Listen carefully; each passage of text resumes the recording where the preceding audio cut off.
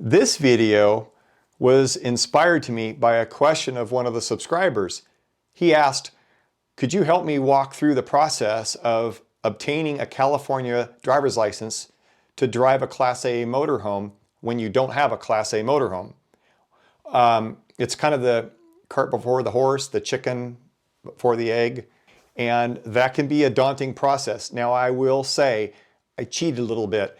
I've been a firefighter for 30 years. I've driven all the heavy apparatus, and I already had commercial driver's licenses, and that made driving my motorhome a lot easier.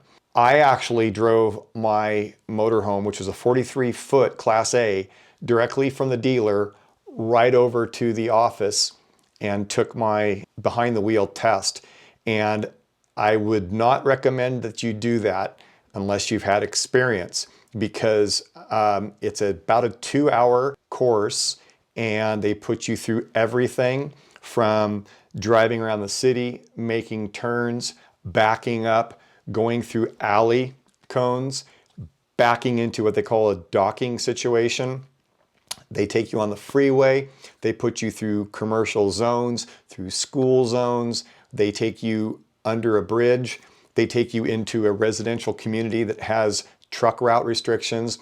These are all things that you can learn and read about and research. You have to have your wits about you, because the DMV inspector is a commercial inspector, and they're not there to make you fail. They're there to actually kind of guide and help you through the process. And believe me, they know that as an RV owner and driver that you're there to follow the law and be safe. So they're going to ask you about all the safety functions of your vehicle, the hazards, the wipers, the lights, very simple things. They're going to talk to you about air brakes. They're going to talk to you about the air pressure in your tanks. They're going to talk to you about when do you know those are below the normal limits and what do you do about it. But they're not there to stump you, because quite frankly, as they ask you questions, if you kind of stumble upon it and say, I forgot, is it 70 pounds or is it 60? And they'll say, actually, it's 60. So they'll help you through the process. But that said, if you're doing things in a hazardous manner, or you're doing things that are completely illegal, they're going to fail you and ask you to come back. So if you do your research, that shouldn't happen to you. All this said, how do you get experience if you don't have a motorhome? Or if I should say, how do you get this experience by driving if you don't have the driver's license? That's a really weird predicament. It can be done a couple of ways. You can go into the office and ask for your learner's permit. It says you can drive under the guidance of another licensed individual. And that's pretty much the textbook way of doing it. So if you knew another Class B or higher license holder, so that means another person has to have a non-commercial Class B license or a Class A, they can sit in the passenger seat and help you drive. Or you can go through a driver's test. And by that I mean a driver's class. So they do have around the state RV training classes, and they can be expensive. I looked them up and I think they're around $500. It's not the route I wanted to go. Now, quite frankly, if I get my wife talked into driving, I would put her through the school, because that's a marriage saver, as we all know. It's not an easy process by any stretch of the imagination in terms of going to the DMV office. That is an exercise in patience. You've all probably gone into the DMV before for a number of reasons.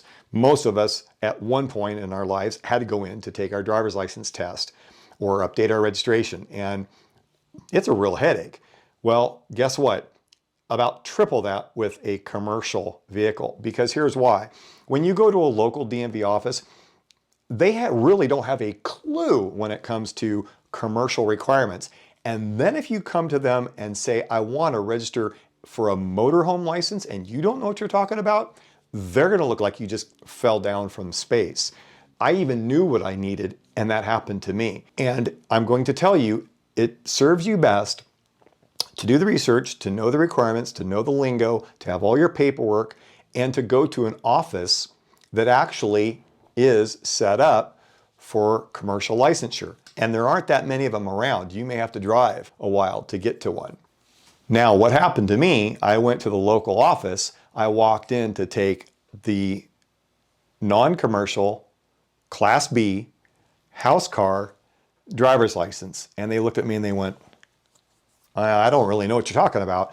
So they put me over there in the booth with all the other test takers, and the proctor threw this computerized test up on the screen. I got through about the third or fourth question. I went, wow, this is a problem. I asked for the proctor. I said, can you put this on hold? This is a problem. This is the wrong test. And he goes, what do you mean? I said, it's given me a Class A truck test with air endorsement for air brakes. I'm not here to take that. And he says, well, I don't know. You'll have to sit over there. And he called the supervisor, and it took a while. It took about 20 minutes, actually, for the supervisor to free herself up, come over, and she goes, oh, hey, sweetheart, I know what you're going through, and I'm about the only one in this region that even knows what you're talking about. I'm actually the one who's actually been trained for firefighter endorsements, and I actually know about the motorhome license too. That's the wrong test. I said, yeah, I kind of knew that. She said, sit down, I'll be right back. She went and got me a piece of paper. She got a pencil with an eraser on it, and she goes, here, take this. And I looked at it and I went, okay, this makes more sense. I went and blazed through it and did just fine. And it was a completely different test. So had I not known, I'd have failed that first test because it was driven towards Class A trucks with air brake endorsements. And it's not the same. It's not the same as an air brake on a motorhome. There's all sorts of different, very technical things to pass a Class A commercial license. When that was done, I paid the fee, I had my slip of paper, and then I drove to an actual dedicated commercial office. Now here's the funny part. I actually drove my brand new 43-foot motorhome from the dealership right to the commercial DMV office, and I took that test cold turkey. and like I said, I would not recommend that for the inexperienced. It was a real 2-t-shirt sweater. You know, they put you through the mill. I was confident in my ability to drive fire trucks, but I had not driven my motorhome except for the less than half an hour to get there. And yes, I did have a licensed driver with me as I drove to that commercial DMV. So I was within the legal parameters of driving the motorhome without a true license. When I got there, they walked you through the safety check and said, okay, let's go for a drive. Like I said, it took 2 hours. The hardest part that I had was the backing and going into the blind side loading dock and the alley backup. It's hard because when you're in a rig that has completely different dimensions and complete different turning points than what you're used to, it's not for the timid. You're able to stop, I think it's 3 times on the backup, get out and look around, which goal, by the way, G-O-A-L is very important, get out and look around. They don't really tell you the parameters by looking online. The requirements were changing literally on a day-to-day basis. In fact, when I went up, the DMV agent says, do you have your medical form? I says, no ma'am, I don't. I have the affidavit. And she goes, well, you have to have the medical form. I says, no, actually I don't. If you'd pull it up on your website, you'll see what I'm talking about. This person didn't even have a clue as the requirements. I actually looked at it literally the minutes before I walked in an office because I kind of knew that I was going to be in for a run. The bottom line is, do your homework, know everything you need to do, and have a printout. Print the websites out. I'll put links to the website in the comments below, and you can print this out. I would snapshot the pages. I wouldn't print out the whole DMV book. I'd snapshot the pages like I've got here and be able to have that information as you go into the DMV office because you'll probably need it. Let's first go and talk about the requirements as it is today, which is October 22nd, 2021. That means it could change tomorrow. but we'll look at the requirements for a non-commercial Class B license right now. So when you go to the California DMV website, hopefully you'll find this handbook. But fear not, I'm going to put that link for you in the comment section below. You'll look at this and you're going to read all this jargon, but what you have to look at right here is it says you may drive and you may tow. But under the non-commercial license classes, you need to go down here where it says with a non-commercial Class B license, and it says, and I highlighted this in red, you may drive any house car over 40 feet, but not over 45 foot with endorsement.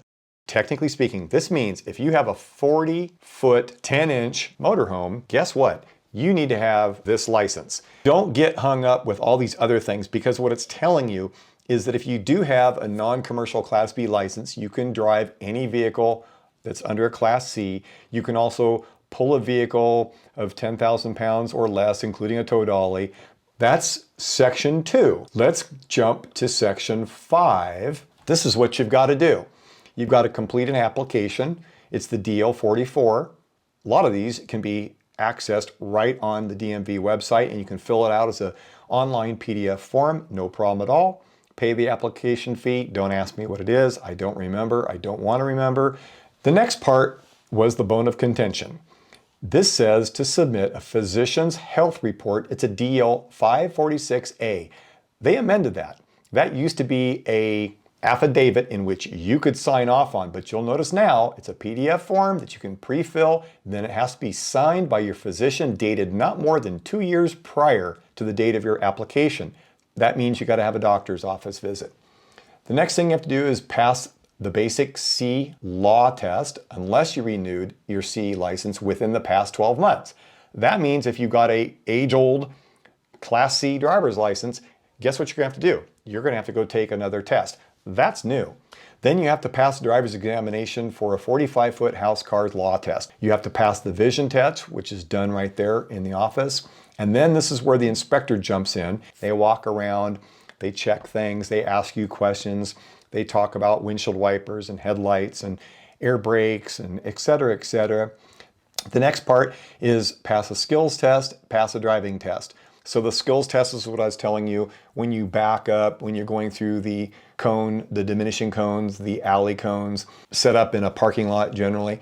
The driving test is where you're actually physically driving around streets, residential areas, freeways, et cetera, et cetera. Those are the requirements.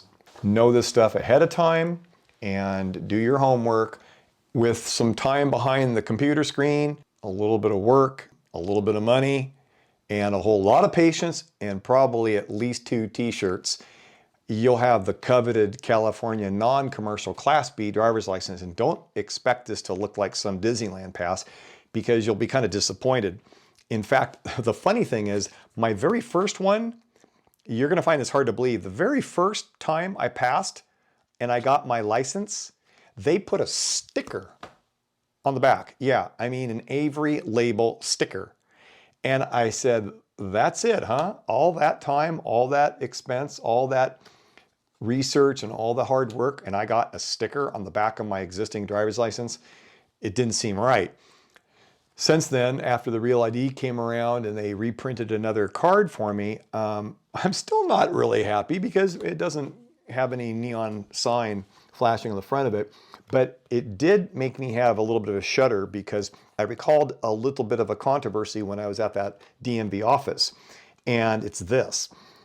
On the back are your endorsements for the different licenses and the different classes. So I have a Class B, I have a M1 for motorcycle. The funny thing is, when you get this non-commercial Class B, quote, Housecar license, it doesn't say that on the front. If you go to the back, it'll say this. It says endorsements, none. And then it says under that, indented, restrictions, 50 dash, customized restrictions on file, contact DMV.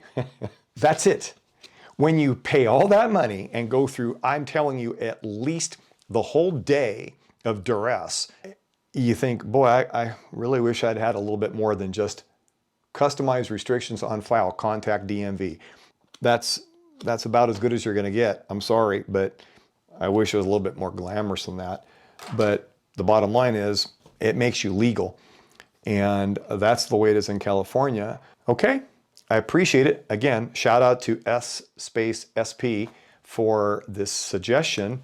Keep those suggestions coming. I love to help other people. Be safe, and if you're going to go through this, I wish you the best of luck. You can certainly ask me any questions. I'll do what I can to help you. Thank you and have a great day.